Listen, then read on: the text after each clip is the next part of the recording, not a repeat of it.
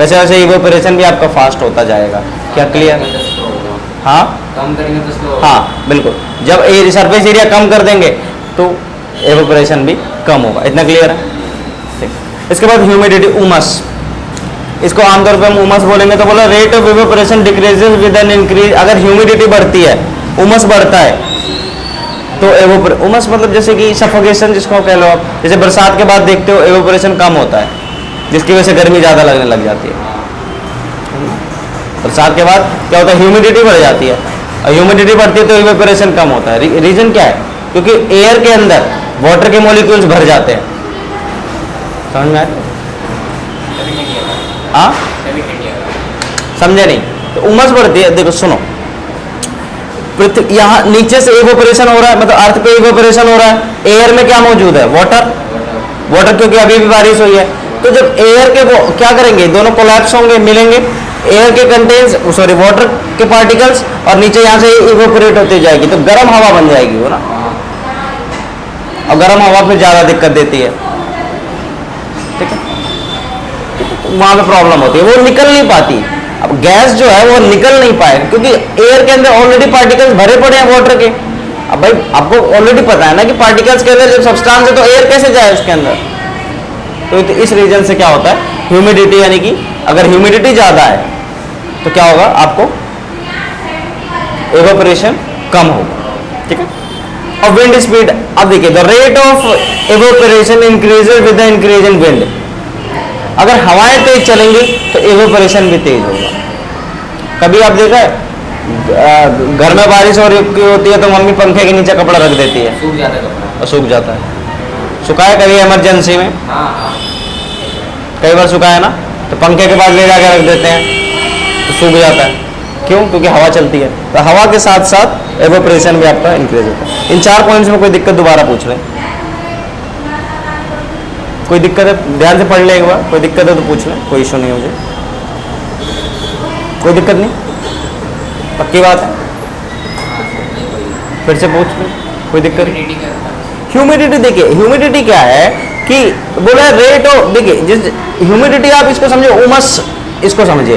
तो जब बरसात हो रही है, अब एग्जाम बारिश के टाइम पे क्या होता है, एयर के पार्टिकल, देखो बरसात हुई तो एयर के अंदर क्या भर गया है, पानी, वाटर के वेपर्स भर जाते हैं, पानी की बूंदे।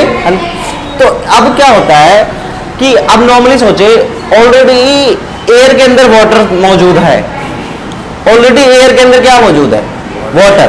अब जो इवेपोरेशन हो रहा है, जो इवेपोरेशन होगा, जो इवेपोरेशन हो रहा है, उसके जो गैस के पार्टिकल्स हैं वो ऊपर उठने की कोशिश करेंगे, क्योंकि इवेपोरेशन में क्या होता है, गैस के पार्टिकल्स, लेकिन ऊपर जा ही नहीं पा रहा है वो, ऊपर पहले से वाटर भरा पड़ा है इसलिए ऊपर वो उठ ही नहीं पा रहा है, तो क्या होगा। हाँ समझ गया। तो जब भाई एयर, गर्म एयर निकल ही नहीं पाएगी, जैसे कौन सी एयर निकलती है, कौन सी एयर निकलती है, उड़ती कौन सी एयर है, गर्म, हल्की चीजें उड़ती है ना, गर्म होकर चीजें वो ऊपर उठती है। हाँ। लेकिन ऊपर वाटर का प्रेशर रहता है और उसे नीचे ढकेलता है, तो वो नीचे ही रह जाता है, जमीन गर्म है। वो मसाला। समझ में आ रहा है? अब थोड़ा समझ में आया, क्लियर हुआ? नहीं तो ठीक है, अभी मैं आपको इस पर वीडियो भी दिखा दूंगा छोटा सा, जिससे कि और अच्छे से थोड़ा सा क्लियर हो सकता है। बाकी और किसी पॉइंट में? नहीं, बाकी समझ गए। बाकी सब सही है, वुडन। ठीक, आगे देखिए। अब देखिए, cooling due to evaporation, evaporation की वजह से ही कूलिंग होता है।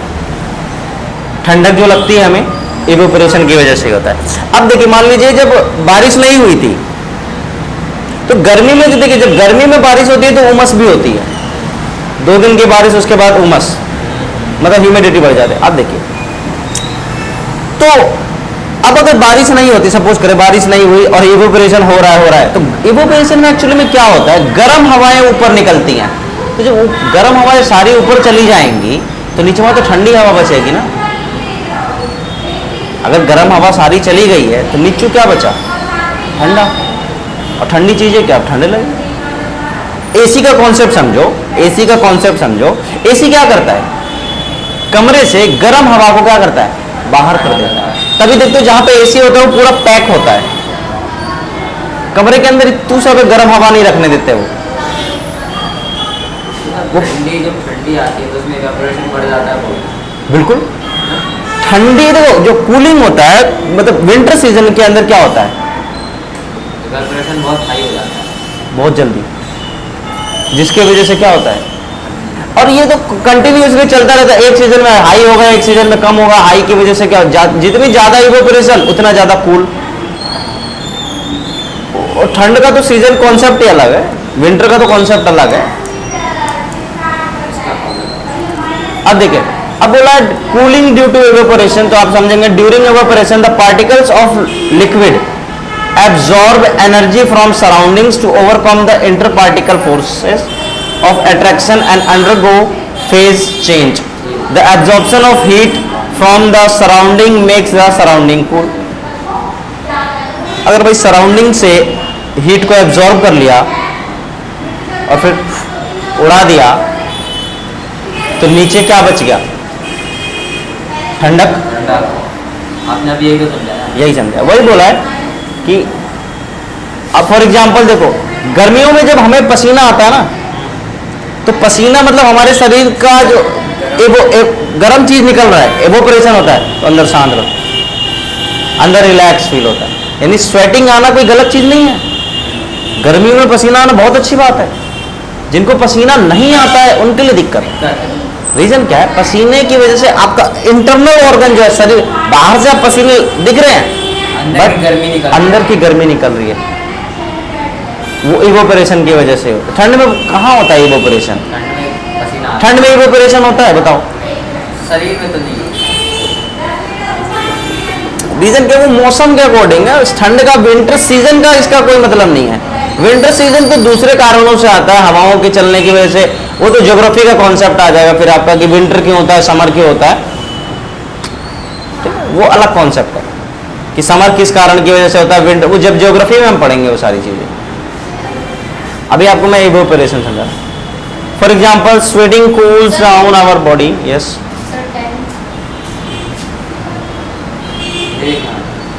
क्लियर है इतना, ठीक। For example sweating cools down our body, इतना क्लियर है।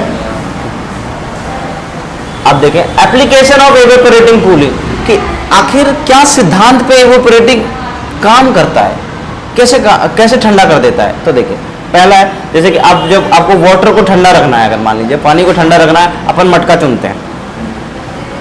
अमीर लोग fridge, rich peoples, but intelligent and rich people use matka, because मटके का पानी हमारे लिए बहुत अच्छा है, बहुत ज़्यादा ही अच्छा है, ठीक है, हेल्दी भी है, बहुत हेल्दी, बिकॉज उसके कारण है, जब मटके के कारण। और मटके में बहुत सारी चीज़ें ऐसी होती, मिट्टी के न्यूट्रिएंट्स पानी में मिलते हैं यार, वो सारी चीज़ें हमें फायदे में। फ्रिज तो यार केमिकल्स, वो बेकार चीज़ है, क्योंकि वो ज़रूरत से ज़्यादा ठंडा कर देता है, वो पानी नहीं चाहिए हमको ज़रूरत से ज़्यादा। एक्चुअली में फ्रिज बना था क्यों, अभी दूसरा कॉन्सेप्ट है, फ्रिज व्रिज बना था मांस वगैरह को प्रिजर्व करने के लिए, मांस को, मसाले, मांस, बट आदमी को हर चीज ठंडी चाहिए, ठीक है। तो बोला टू कीप वाटर कूल, पानी को ठंडा करने के लिए it is kept in earthenware container. Earthenware container का मतलब मिट्टी से बना हुआ कंटेनर, मटका टाइप, सिमिलर टू द, देखिए मटके के ऊपर क्या होता है, जैसे कॉटन होता है, कॉटन देखा है, कॉटन के ऊपर हल्के हल्के पोर्स होते, छेद होते हैं हल्के हल्के, वैसे मटके के ऊपर पूरे हल्के हल्के छेद होते हैं, और जिसकी वजह से मटके के अंदर एवोपरेशन बहुत ज्यादा होता है। एवोपरेशन क्या है, गर्म चीजों का ऊपर उठना, जितनी ज्यादा गर्मी होगी उतना ज्यादा इवोपरेशन होगा। लेकिन समर सीजन से इसका कोई कॉन्सेप्ट नहीं है दोस्त, आप किसी भी सीजन में इवोपरेशन करा सकते हैं। हाँ, विंटर में भी मटके को रखेंगे तो इवोपरेशन होगा ही होगा, है ना, इवोपरेशन होगा। तो यहाँ पे ये बोला है कि जो मटका है, यानी कि जो अर्दन पॉट है, उस पॉट में क्या है कि आपके स्मॉल पोर्स होते हैं, छोटे छोटे पोर्स होते हैं। अब उस पोर्स में क्या है, एवोपरेशन उस पोर्स की वजह से बढ़ता है, एवोपरेशन उस पोर्स की वजह से क्या होता है, बढ़ता है, और बढ़ता है उसकी वजह से पानी अंदर का ठंडा पानी रह जाता है अंदर, गर्म चीज, गर्म हवा भाप बन के हो जाती है। तो भाप स्पीड में। है ना, तो ये कारण है मटके के अंदर का पानी हमें ठंडा मिलता है। क्लियर है? अब मटके के पानी को और ठंडा करना है तो क्या करेंगे हम? कपड़ा बाहर लाल कलर का कपड़ा बांधो, कपड़ा किसी भी कलर का बांधो, कोई फर्क नहीं पड़ता। लोग तो बोरा बांधते हैं। हाँ बोरा, सूती का। हाँ रीजन क्या है? सूती का नहीं बांधते, जूट का बांधते हैं। जिसमें आलू जो रखते हैं वो इवेपोरेशन को और बढ़ा देता बढ़ा है, देता है। क्योंकि वो ह्यूमिडिटी भी मतलब वो कस के रखता है और एब्जॉर्ब ज्यादा कर लेता है। ठीक, तो वो गर्म चीज को पूरा ही बाहर निकाल देते हैं अच्छे तरीके से, तो बचता जो है वो एकदम चिल्ड हो जाता है। और निचवा अगर एक और पंखा लगा दो, हाँ छोटा पंखा लगा दो, एकदम चिल्ड पानी मिलेगा। ऐसा सही है। छोटा पंखा लगा के देखो, बिकॉज एयर विंड, समझ रहे हो, विंड इवेपोरेशन को बढ़ाता है। और हेल्प करेगा उसकी हीट को निकाल। 3 काम कर दो, फ्रिज से मस्त पानी निकल गया। फ्रिज भी तो ऐसे ही होता है। नहीं फ्रिज का अलग फ्रिज का कॉन्सेप्ट, फ्रिज देखो पानी ठंडा करने के लिए तो पहली बात फ्रिज था ही नहीं, बट हम ज्यादा समझदार हैं, इंसान से ज्यादा समझदार जानवर तो मेरे को लगता है गधा है, इंसान से ज्यादा समझदार है। कम से कम उसे ये तो मालूम है मेहनत करूंगा तो मालिक रोटी दे देगा। इंसान बेकार हो गया है, इंसान को आलस ने बर्बाद कर दिया है। आज का इंसान तो और बेकार है। हाँ लेकिन अपने को मटके का पानी पीना है। तुम भी घर पे जाके फ्रिज ही मांगते हो, मैं जानता हूँ ना। मैं तो मटके में ही पीता हूँ। मैं मटका ही है ना, अब बहुत उसका बिजली बिल कौन देगा? हाँ दे, ये कंजूस राम है भैया। बिजली बिल इधर इतना मतलब ऐसा थोड़ी है, फिर कहाँ से हम लोग? अमीर बनना है यार, हाँ बिल्कुल बनना है, बनना ही नहीं बनना, पढ़ेंगे तो अमीर बनेंगे, पढ़ लिख के हम बन जाएंगे। पढ़ लिख के अमीर बनेंगे। हमारे पास तो ठीक है, अब देखो तो यहाँ पे बोला